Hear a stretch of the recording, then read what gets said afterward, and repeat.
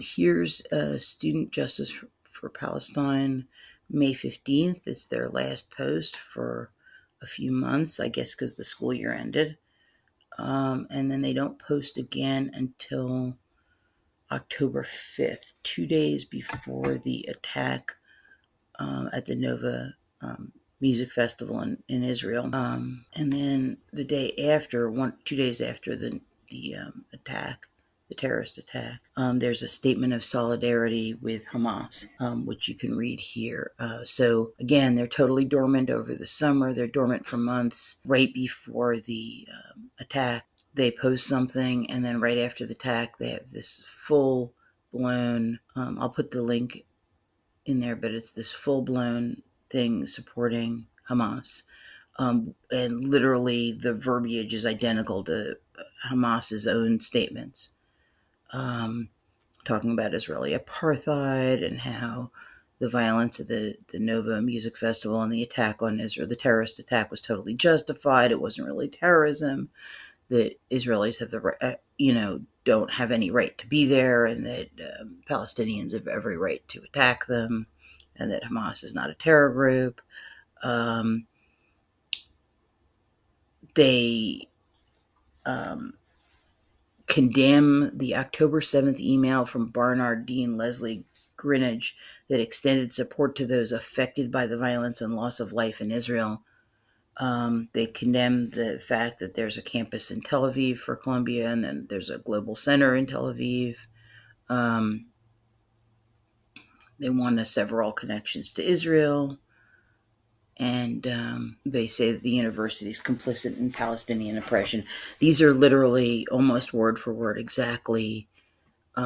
It's like Hamas's lines, almost exactly. So it does appear that there is some connection or cooperative relationship going on between Hamas and Columbia's Students for Justice in Palestine. Students for Justice in Palestine was banned from Columbia University, so they reincarnated as Columbia Apartheid Divest.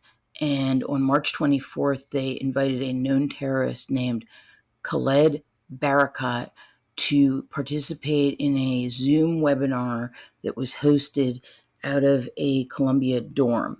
They were explicitly told that this person was a known terrorist and that he was not to take part in any event that was hosted on Columbia property, and that this was not a sanctioned event.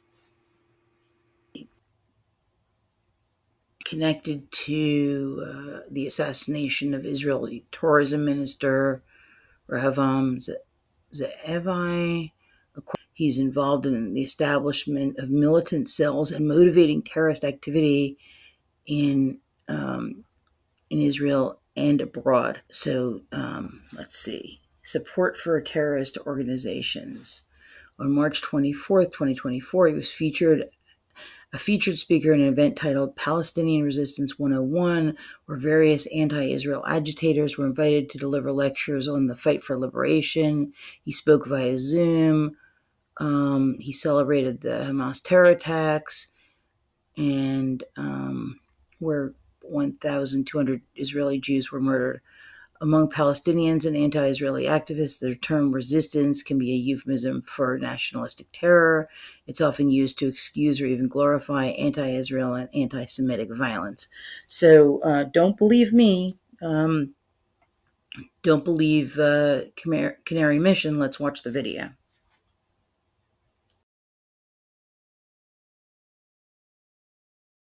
The Palestinian resistance has been able to essentially create through the tunnels a base area from which it's able to lead operations and able to conduct very powerful resistance operations. I mean, if we look at October 7th, we always make the point, and it's an absolutely correct point, that this battle did not start on October 7th, and the genocide did not start on October 7th. And we're talking about 76 years and, in fact, over 100 years of struggle. But the fact is that October 7th changed the world. And when we say October 7th changed the world, one of the reasons why we might say that is because on October 7th, we saw the potential of a future for Palestine liberated from Zionism by the force of the resistance. It's really important to see how the Al-Aqsa flood operation have liberated the Palestinian um, inner strength outside the new generations that today are getting involved in the struggle. And it's so visible in the US, Canada, Europe, and elsewhere of a new generation that is actually leading our struggle in the diaspora.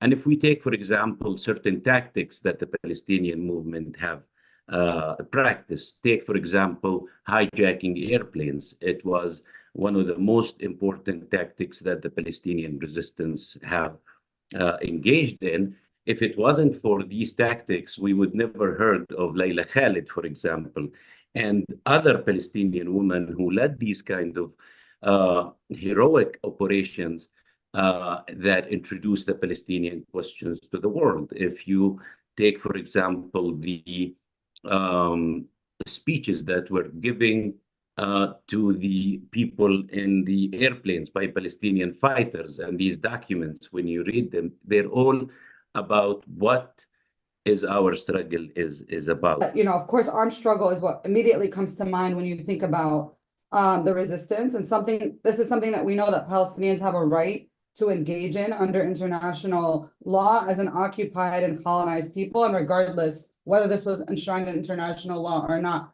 We're certainly talking about the Lebanese resistance. We're talking about Hezbollah, the commitment that the Lebanese resistance has had throughout this entire time, not only to the liberation of Lebanon from Zionism, but to the liberation of Palestine as well. Right now, the Lebanese resistance is waging a battle on the northern border of Palestine that has caused significant damage, that has emptied settlements in the north of Palestine and emptied military bases in the north of Palestine. That has been a significant contribution to the resistance in this battle. And we're also talking about Iran as a nation on the side of the Palestinian people, intervening and building a movement of resistance to free this entire region, to free Palestine from Zionism, but to free the region from US imperialism. And so the question for us who are organizing, particularly in North America, in the belly of the beast, in the heart of the imperial core, is how do we get organized and use the organizing that we're doing in order to be a meaningful part of that global front of resistance, that we can actually be of service in a moral, political way to the resistance movements that are on the front lines, fighting Zionism, fighting imperialism, and fighting for a future that means a future of liberation for humanity rather than one of continued exploitation, hegemony, and domination. It is important to popularize campaigns to scrap the US terror list entirely, or at the very least, to get Palestinian, Lebanese, Yemeni, Filipino, and other revolutionary organizations off the terror list, because that's a weapon that's being used against the Palestinian people, against the Arab people, and against the solidarity movement as a whole, and in order to kind of fundamentally deform the politics of the movement. Today, Palestinians don't use the word revolution.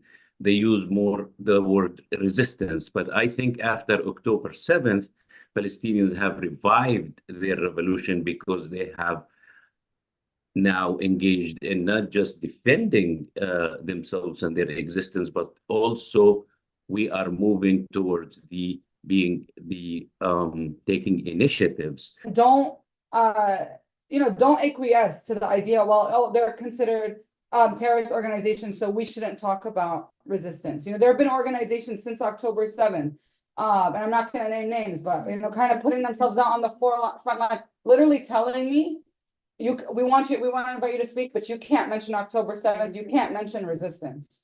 Straight up. Actually, now they mention resistance. Now they'll talk about it 3 months later or 5 months later, because they saw we did it, we got away with it, we got support for it, you know, and we're kind of like the test subjects or the guinea pigs. We're going to put ourselves out on the line, and, you know, if people are okay with it, then they'll jump on it, you know, later. So this is why, you know, so many groups like the PFLP and others are considered terrorist organizations. It's because they rejected being puppeted by Israel and the US. They rejected this. And then the only group that didn't reject this, they're the group in power. And of course, the Palestinian people resisted this with the Second Intifada, you know, showing that signing Oslo, and Oslo was signed the year before I was born. So I don't consent to my rights, my right of return being given away, just like many other Palestinians didn't at the time and still don't today. And it goes to show, how the people want resistance. People don't want this peace process. They don't want these like Oslo farces. They want to fight, and they want to fight for the Palestinian people. We assert that we are one people, one nation. We have the right to return home, and we will get that right by any means necessary. If you've ever wondered why, when you go up to any of these encampments and you try and engage these students in a conversation about what they're actually protesting against and what they're actually supporting, that a lot of them will not engage with you. And there's an actual reason why. They call having any sort of nuanced conversation about what they stand for, they call that normalization. So this is right off of the Students for Justice for Palestine Instagram account. What is normalization? Normalization is events that bring together on the same platform Palestinians and Israelis. They can present their respective narratives or perspectives, or to work towards reconciliation, overcoming barriers, etc. The legitimization of Israel's regime of apartheid, settler colonialism, and occupation, aka framing the ongoing genocide as a two-sided conflict where both colonizers and colonized are equally responsible. Okay? Normalization is a weapon used by Israel's apartheid regime to undermine international solidarity with the Palestinian liberation struggle. It's an attempt to colonize the mind with the notion that oppression must be coped with, not resisted. So my personal opinion is that they feed this line to the student protesters because they don't really want to have the protesters be told any facts that conflict with the Hamas's worldview. They don't want to be engaged in nuanced conversation. They don't want to see that there might be another side to the conflict. They don't want to understand that most of the people who live in Israel right now were expelled from the surrounding Arab countries post 1948 with only the clothes on their back and no place to go but Israel. They don't want to be told that people were basically sent there from European refugee camps in the early 1950s. That were Holocaust survivors with literally no citizenship, no home, no property, and no place else to go because Europe didn't want them. So they don't want the protesters to know that many of the people who live in Israel today are either the descendants of Holocaust survivors or people who were expelled from Arab lands, because they don't want to grapple with the concept that the Jews living in Israel today who've been there for generations might actually have equal claim to the land, and that in any case they weren't evil Zionist colonizers, white supremacists. They were merely people with refugees with no place else to go. They don't want to grapple with the concept that no human being is illegal and that it's not okay to go into a country and start randomly murdering civilians regardless of your cause. So they don't want these students to have a nuanced view of anything, so that the way that they control the narrative and make sure that these students only have one narrative is they tell them, don't engage in these conversations. That's normalization. So let's see. Why should normalization activities be boycotted? Normalization activities ought to be boycotted because they're intellectually dishonest and morally reprehensible activities that, in effect, if not in intent, serve to cover up the underlying system of apartheid and settler colonialism that Israel wants the world to unsee. We'll not attend any events that frame this ongoing genocide as two-sided conflict, where both colonizers and colonized are equally responsible. So basically, it's a cult. You can't discuss it. You can't have a conversation about it. You have to just take the word of the leader as gospel truth. So that's their stance.